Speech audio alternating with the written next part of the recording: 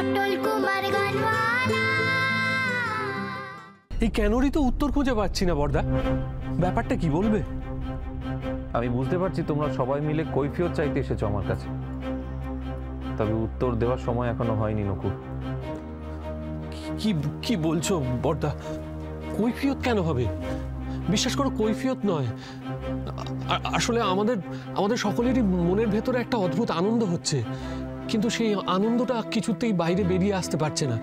সত্যিটা জানলে সেই আনন্দটা বাইরে বেরিয়ে আসবে। ও বর্দা বলো না, ছেলেবেলায় যেমন করে অঙ্ক না পারলে সহজ করে বুঝিয়ে দিতে, ঠিক তেমন করে পটেশ্বরীর অঙ্কটা বুঝিয়ে দাও না প্লিজ। সময় হলেই সব বুঝতে পারবে। আসলে দাদা সময়টাই তো পেরিয়ে যাচ্ছে, তাই না? না না, আপনি আসলে পটেশ্বরীকে নিয়ে ঠিক কি খেলা খেলছেন সেটা আমাদের সকলেরই জানা উচিত, তাই না? অঙ্কিতা, যা বললে ভেবে বললে তো?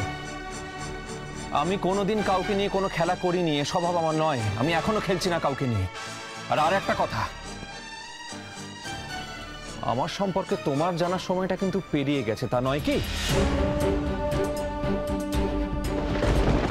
খেলেছে তো অন্য কেউ, আমার জীবন নিয়ে। শোন না বাবা, ওর কথাই তুই ভুল বুঝিস না। ও আসলে প্রশ্নটা ঠিক তোকে করতে পারিনি। ও পটেশ্বরীর কথাই বলছিল তোকে।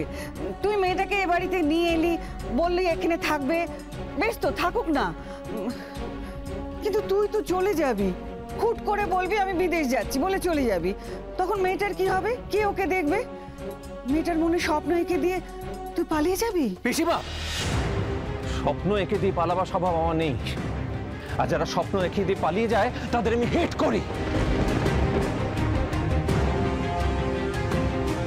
পটেশ্বরী বড় গায়িকা হতে চায়, সেই ইচ্ছে যদি এখনো তার থাকে তাহলে আমি বিদেশে যাব না, আমি এখানেই থাকবো।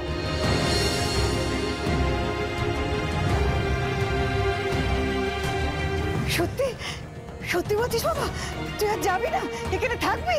হ্যাঁ সত্যি? পটেশ্বরী গান গাইলে তুমি সত্যি আর বিদেশে যাবে না? না, যাব না, আমি এখানেই থাকবো আর এখান থেকে বিদেশে ব্যবসা সামলাবো। সত্যি বলছিস? আরে সত্যি বলছিস তো? হ্যাঁ, যদি পটেশ্বরী রাজি থাকে তাহলে দাদাকে খবরটা দি। অঙ্কিতা চল দাদাকে খবরটা দি। চল।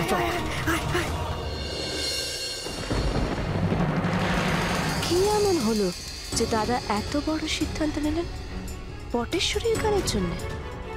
কারণটা কি শুধুই পটেশ্বরীর গান নাকি অন্য কেউ?